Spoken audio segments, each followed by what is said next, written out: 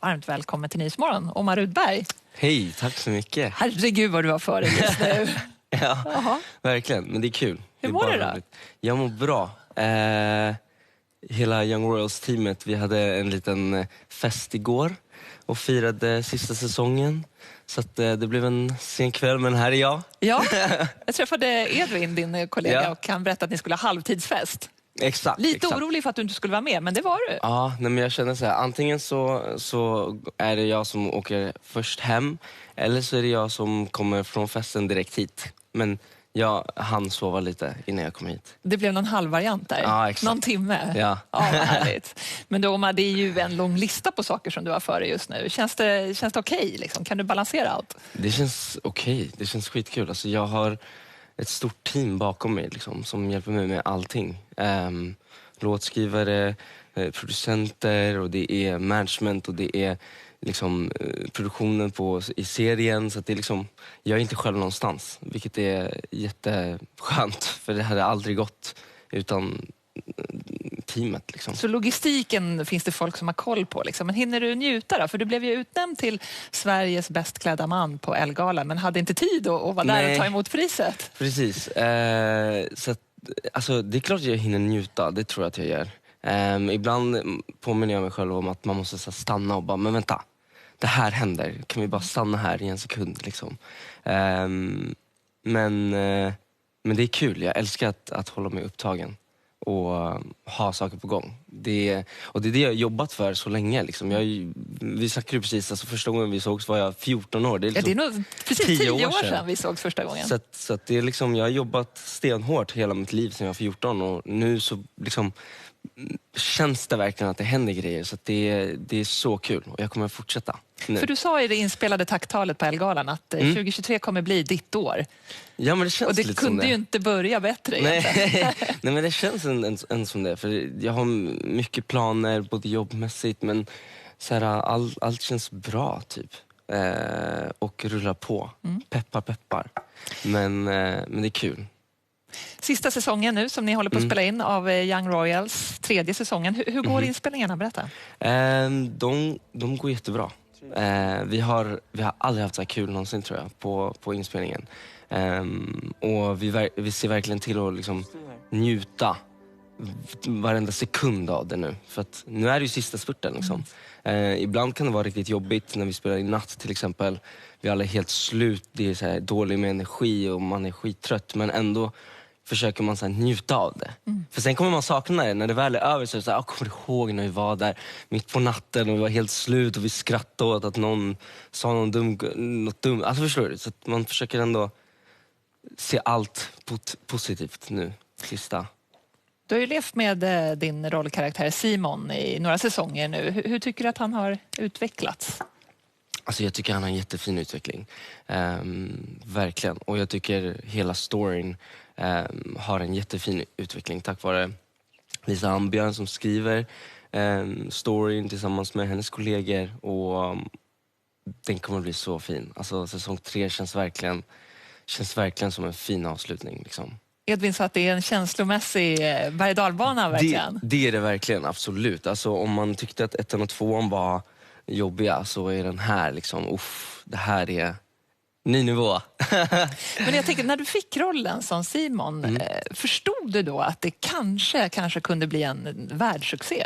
Hade du det på känn? Alltså, jag hade på känn att den skulle vara väldigt omtyckt, för att jag hörde vad den handlade om och jag fick läsa manus.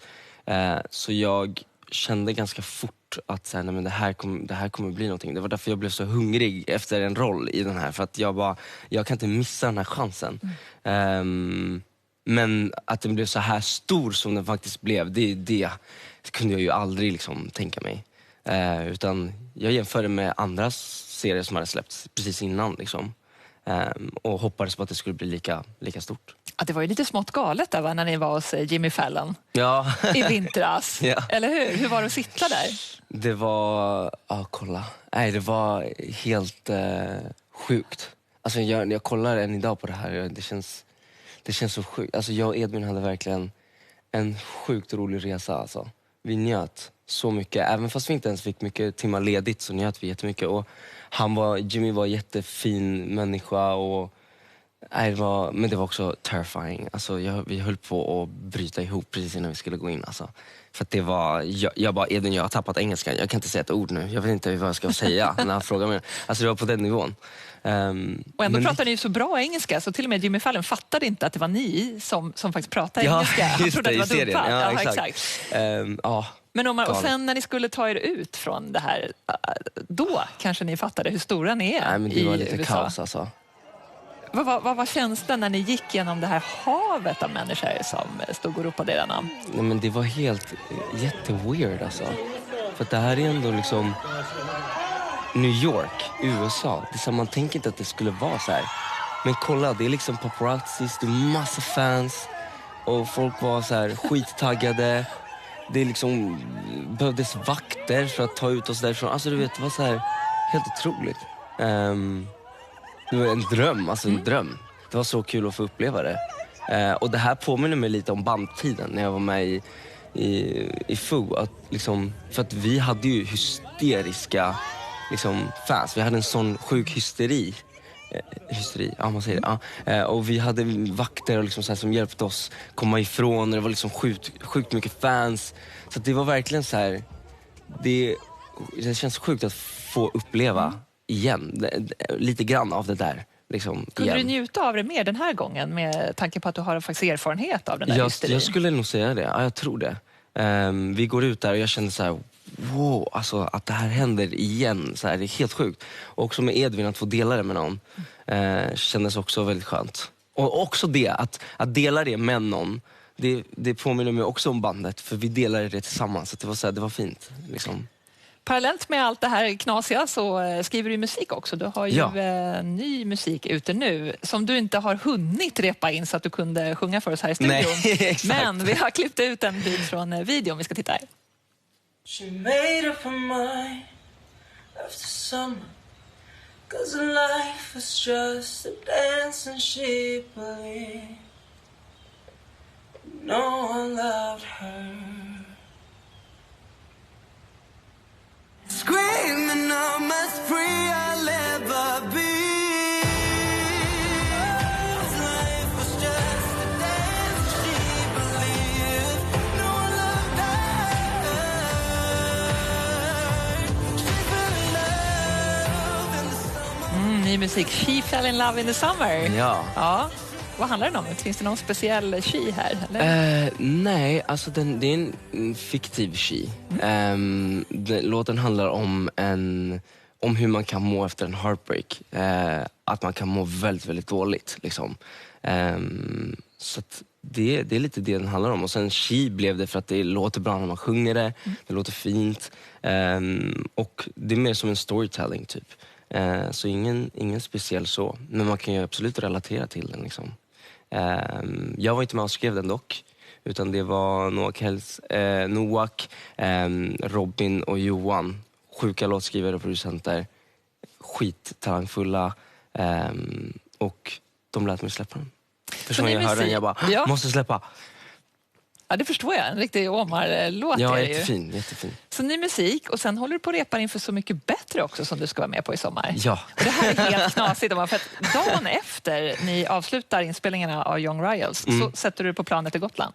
Nej, alltså inte ens det. Det är till och med innan vi blir klara med Young Royals.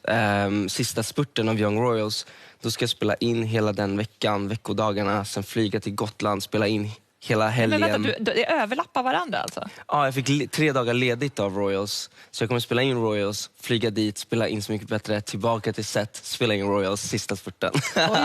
Okej.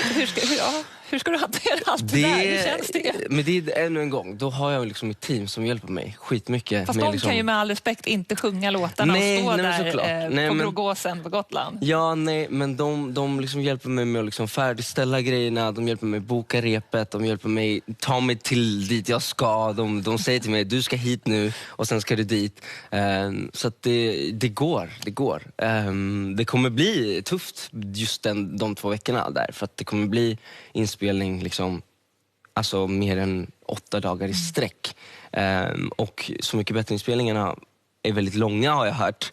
Så att det kommer bli lite sömn, men det kommer bli värt det, 100%. Vad ser du mest fram emot då på Gotland där? Alltså bara sommarkänsla, hänga där med alla, få uppleva det och få höra på fantastisk musik och bara också så här, få en liten paus av Royals och liksom spela in någonting som har med musik att göra är också så här fantastiskt. Och sen kunna gå tillbaka till Royals och bara, det är bara fantastiskt allting. Det ska bli skitkul. Ja, lycka till nu med allt som du har framför dig. Det ska bli väldigt, väldigt roligt att få följa också. Och sen få se, när har 3:e säsongen premiär? Vet du det? Det vet vi inte. Nej. Det har inte blivit annonsed. Men, när det är klart helt enkelt. När det är klart. När du är klar med Så mycket bättre. Ja. Exakt. Tack Omar och lycka till nu. Tack så mycket. Tack. Nu ska vi gå upp till Nine från Örebro som är här för att skrapa tricks. Hej Nine! Hej! Tittar du på Young Royals? Nej, tyvärr. Jag förstår. Gör jag inte. Det finns det väldigt många andra som gör däremot. Ja.